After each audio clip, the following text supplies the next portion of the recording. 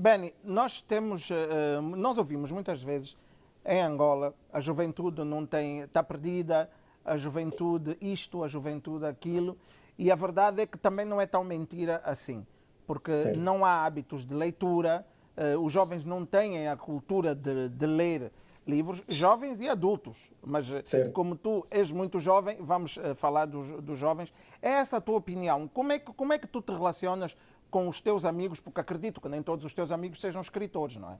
Certo, certo, porque também foi uma surpresa para eles, né? Mas essa coisa eu tenho sempre dito quando vou em algum lugar para dar entrevista, eu sempre digo assim, há uma frase muito chata, né? Que temos visto aí, porque é assim, os jovens dizem que os mais velhos são chatos e pronto, os mais velhos também vão dizendo que os jovens não escutam e não fazem essas coisas todas. Há um conflito interno muito patente no que toca a esta questão. Mas posso sim dizer que há uma escassez muito forte quanto a incentivo de leitura, como também há vários problemas no que toca a isso, né? Estamos a falar de preço, que também são outros problemas, e estamos a falar de estímulo, não é? E que Mas eu também é aí, eu aí, eu aí tenho que te travar, porque certo, agora tu já estás com a conversa de muitos jovens, e é uma contradição porque tu és exatamente o oposto de tudo isso. certo, Porque tu não certo. tiveste estímulo, tu não Não, tinhas dinheiro para comprar livros, tu não não, leste livros e tu hoje és um escritor que inclusive nomeado para um prémio. Portanto, se tu foste buscar estímulo a algum lado, certo, por que que os outros jovens a desculpa? Eu sei que os livros são mais caros que a bebida, já falei disso várias certo. vezes, mas eu não acho que seja uma desculpa plausível, porque a mesma velocidade com que os jovens hoje vão à internet para ir procurar coisas que não têm nada a ver ou para irem fazer coisas que não têm nada a ver, por que é que não baixam livros e por que é que não leem, por que é que não se informam? Certo, mas isto também poderia ter chegado até aí, não é? Porque por isso que eu disse que também são outros problemas, porque eu sempre tenho ilustrado algum exemplo muito prático, que é que se por acaso tu namoras com alguém e tens uma desconfiança que ele trai, né? Com uma outra pessoa, tu vais ao perfil dele e tens capacidade de ler os comentários da foto dele, ou seja, de alguma coisa, se são 500 comentários, tu vais ler. Mas agora, o que é que te falta para tu também pegares um livro ou qualquer Exatamente. coisa, certo? E para tu leres. Então, é mais ou menos isso. Então, eu acredito que isso, dificuldade também não são desculpas, não são, porque eu não comprei livros, mas fui baixando livros que também que são kilobytes, nem sequer chega ao mega, nem dois, depende do livro. E por falta, eu penso também que é por falta de interesse. Então é necessário que os jovens tenham que ter interesse, ler aquilo que gostem e prontos, e estar focado naquilo que ele pretende realmente seguir. Então é isto que eu pensei. Eu acho que tenho ideias na minha cabeça, eu acho que eu posso fazer, posso partilhar essa ideia. E depois fiquei muito surpreendido porque os feedback vieram de outros países que eu nem sequer imaginava. O meu primeiro livro, feedback, veio da Suíça e de uma escritora brasileira. E outros foi seguindo. Então, Exatamente. é, sim, é mais ou menos isso. Há que se ter interesse, há que se abdicar de muitas coisas que só distrai e focar-se mais naquilo que é o mais importante. Se quer ser escritor, então tu tens que ler. Não existem escritores que vai estar a escrever e que não lê, né? Até pode até ter, mas o mais importante é a intenção. Né? Tem grandes pensadores que não se nasce escritor, torna-se, e eu sou exemplo disso. Não nasci escritor, tornei-me escritor.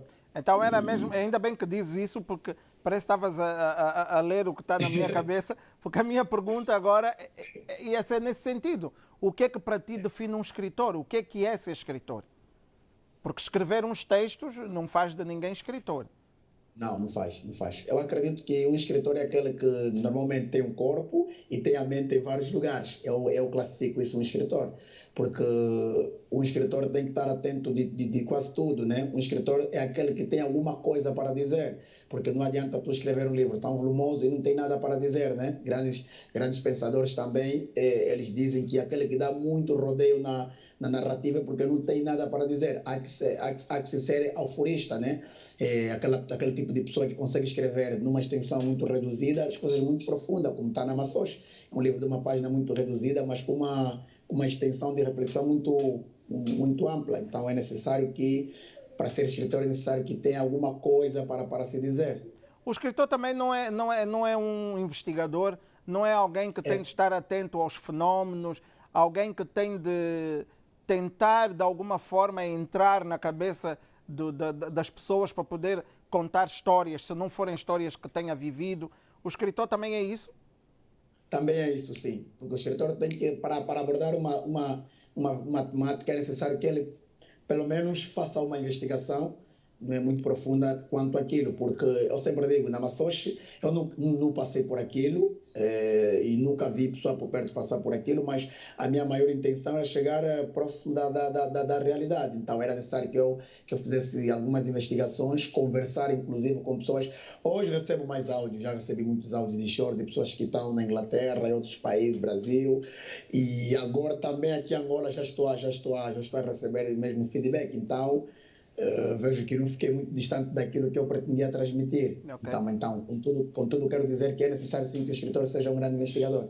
Tu, quando contas as histórias, Benny, tu contas com o propósito de simplesmente retratar a realidade, ou tu contas as histórias porque também queres provocar? Eu acho que o escritor também é um pouco provocador e porque quer chamar a atenção. Tu és um escritor de causas, é que parece-me, porque tu escreves sobre a pedofilia, sobre prostituição, sobre o MUSEC e as reflexões. Sim.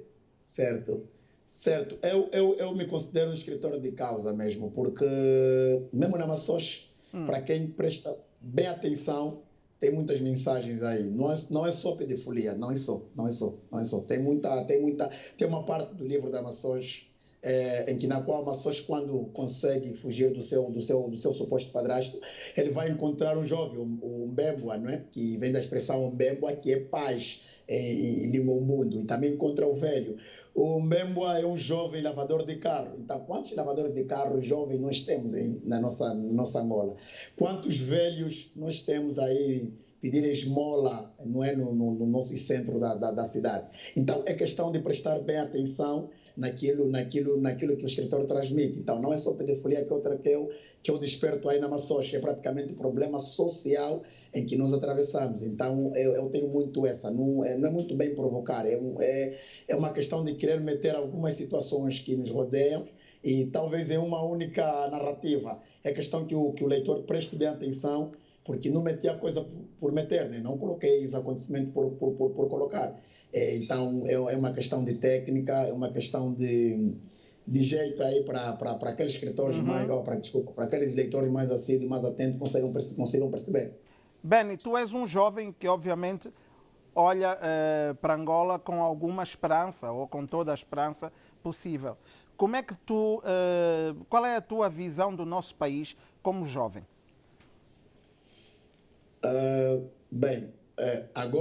Agora eu vejo que estamos numa fase, posso assim dizer, numa fase muito precária, porque ainda há tempo fiquei a ler quando não olhar para trás e reparei que tinha um conto que eu escrevi e que fala sobre apostas em alguma coisa. Na altura eu meti Luanda da Sorte, porque é uma coisa que eu via muito na altura que a minha mãe jogava, infelizmente nunca ganhei, só que nunca ganhou. Então, prontos. E atualmente jovens também estão inclinados nisso. Eu começo a ver como é que eu já tinha aquela visão na altura de escrever uma coisa que eu pensava que passou por muito tempo e agora eu começo a ver, começo a se refletir no tempo de hoje com uma massa, não é diferente dos anos anteriores. Mas contudo eu quero dizer que nesse momento a Angola tem atravessado algumas dificuldades e que na verdade prejudica, né? Nós somos cidadãos angolanos e alguma coisa tem influenciado muito também nas nossas condutas, mas também não são desculpa, né? Porque tem uma frase muito bonita, agora me esqueço o autor, que diz: aquele que aponta muito os erros do líder é porque quer o substituir. Então há de se prestar bem atenção nessa frase. Então não é só nos erros em que nós devemos nos focar, mas sim apontar o caminho em que nós devemos seguir, não é? Então eu vejo que problemas temos, mas que podem ser solucionados. Então são problemas que eu acredito que qualquer nação atravessa, não é? E uma ou outra que são mais sinistras, porque não é só Angola que atravessa situações difíceis, tem países também que atravessam piores, não é? Situações piores. Então, nesse momento eu quero dizer que Angola está com algumas dificuldades que possa-se dizer que não são superáveis, são superáveis. É questão de nos acreditar um pouquinho mais também nos executivos, para ver se... a nossa ideia é isso, né? Todo mundo participar para uma Angola melhor. O que é que tu mudarias se pudesses? A primeira coisa. Eu acho que era Sendo sincero, há muita coisa que eu gostaria de mudar. Mas, de princípio, eu queria na política de educação. Política de educação, Eu sim. Eu acho calculei que tu que fosses dizer educação. é a política de educação, da educação, desculpa. Então, eu acho que era um ponto que deveria ser, porque o que nós estudamos, posso assim dizer, né, são propriamente introduções. E agora, como escritor, que converso com mais pessoas de outros países e consigo investigar mais, né, tenho assim um lado autodidata um pouquinho mais patente em mim. Então, começo a perceber que falta muito na nossa educação. Então, acho que era o lado que eu Era o lado começaria a dar. que tu escolherias. Oh, Benny, nós estamos a ficar sem tempo e por isso estamos já no fim da entrevista. Em breves palavras, o que é que significam os jovens escritores de zoológico? O que é isso? Jovem escritor do zoológico, eu posso dizer que somos nós. O zoológico é uma metáfora que eu usei o mundo. Então, nós somos animais desse mundo. Mas como os animais no zoológico são prendidos, então nós não queremos ser os animais prendidos. Através das nossas ideias, então nós queremos transbordar. Estamos dentro de um zoológico, mas com uma ideia na qual a nossa ideia é de sair deste zoológico. Então, é uma metáfora que eu utilizei para este movimento. Benny Diambashi, o que é que significa? Beni Diambashi é um antropônimo em língua nacional quimbundo. Na verdade, tem um próprio significado em quimbundo que ainda estamos à busca na sua própria originalidade. Mas Beni Diambashi são nomes atribuídos para os nossos antepassados, né? Que na qual chamavam-se mesmo Beni Diambashi. Como os colonizadores não tinham aquela facilidade em pronunciar em quimbundo, então logo diziam para eles: já não és Beni Diambashi, a partir de hoje serás chamado Sebastião. Então, logo, todos os Diambashi passaram a ser chamados Sebastião. Benny, foi um prazer enorme conversar contigo. Espero que tenhas gostado de estar aqui também no Zoom da semana conosco. Desejo-te todo sucesso e espero que o teu primeiro livro seja publicado. Será sim. Está bem? Sim. Obrigado. Um grande abraço, Benny. Um grande abraço. Conversa. Estive aqui a conversar com o Benny Diambashi, que é um escritor jovem e que esteve nomeado para os prémios anuais de escritores africanos com o livro A Última Maçoche. Vamos fazer um curtíssimo intervalo e quando regressarmos já estamos prontos para entrar nos assuntos sérios do Zoom da semana. Até já.